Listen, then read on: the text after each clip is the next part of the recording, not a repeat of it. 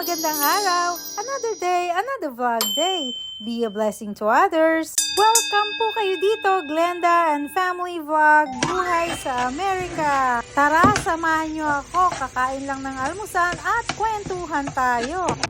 Nandito tayo ngayon sa Warren's Carinderia. Siyempre, binigyan na niya ako ng black coffee. Meron na akong kape dito. Tikman nga natin kung ano lasa. Sarap. Sarap talaga uminom ng kape. Tapos, sabi ko nga, ito, merong itlog, di ba? Yan. Kumakain na ako itlog.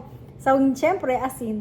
Ano ba ang mga niluto niyo dyan? Ano po ba available, sir? Pa-order naman. Ayan. Ito, ano to? Dinuguan. Anak ko, nagluto siya ng dinuguan. Tapos, ano naman to? Oh, beef mechado daw. Pero mukha namang hindi mechado ba to? Ayan, beef mechado. Talaga naman. O, meron ako itlog, beef mechado, at saka,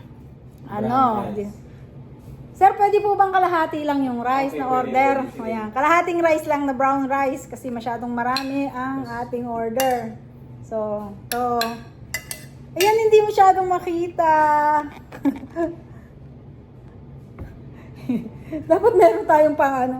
Ayan. Tapos nilagang itlog. Tapos, syempre, ay, mainit. Nilagang itlog. Naku, napakainit. Yan, meron pa talaga. May perito na nga, may nilaga pa. I think hindi ako kakain ng nilaga. Saka na lang po yung nilaga, sir. Ayan, samahan nyo ako. Kain tayo. Ayan, nakakatawa. Dahil pa namin ang merong karinderya. Pag sinipag magluto. Pero hindi naman kami palaging nagluluto. Yun lang. Sorry. At unang subo para sa inyo. Pero ayun, gutom na. Ito, ako lang naman ang gagamit at ako kakain ng spoon ko dahil order ko yan eh. So, wala na akong serving spoon. Wow, ang sarap yata. Wow, napaka-saucy. Ang daming sauce ng kanyang niluto. Hindi makita. Yan, medyo saucy siya. Oh. Wow, masarap. Salamat, thank you sa pagluto. Pag-off niya. Ito nga. Mapaparice talaga ako dito. Kasi, sabi ko half lang. Mapapakain ako ng marami. Kaya ako nag-workout dahil kakain ako. Alam ko. May hapon, sama kayo, di ba? Nakakatuwa, di ba?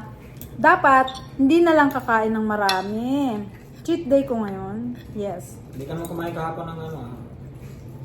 Yan, kain no. Subuhan ko kayo. Subuan ko kayo. Live ba? Yan, kain tayo. Hindi ako naka-live. Kain. Ayos, mahapon na.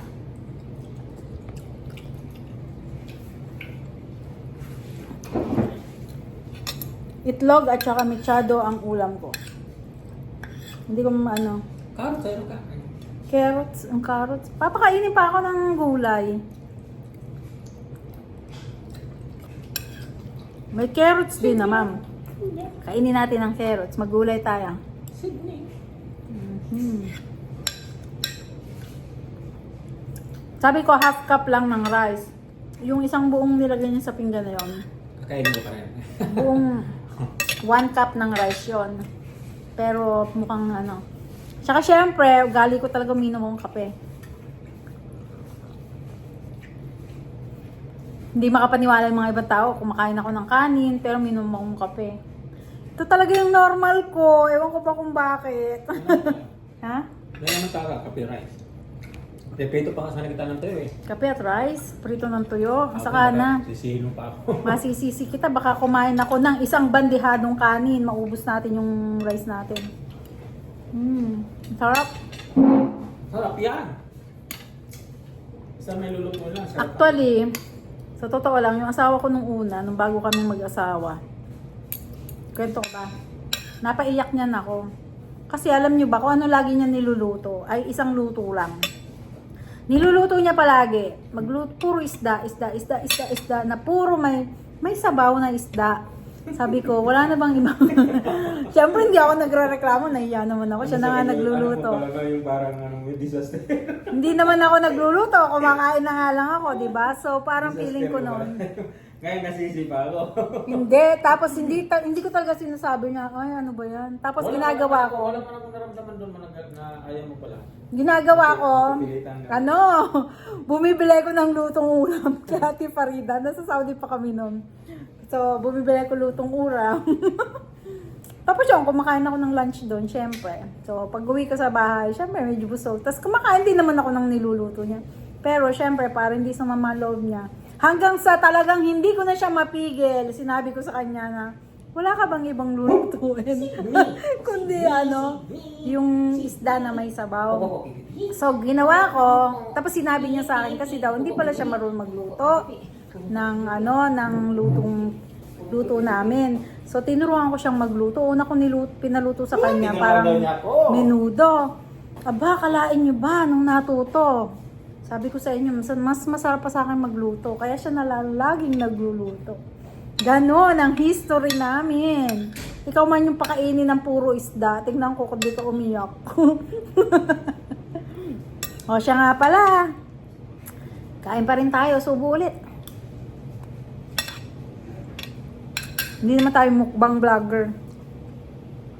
Wala lang. Ito lang yung mga personal nating experience sa araw-araw na gusto nating i-share. Ayan.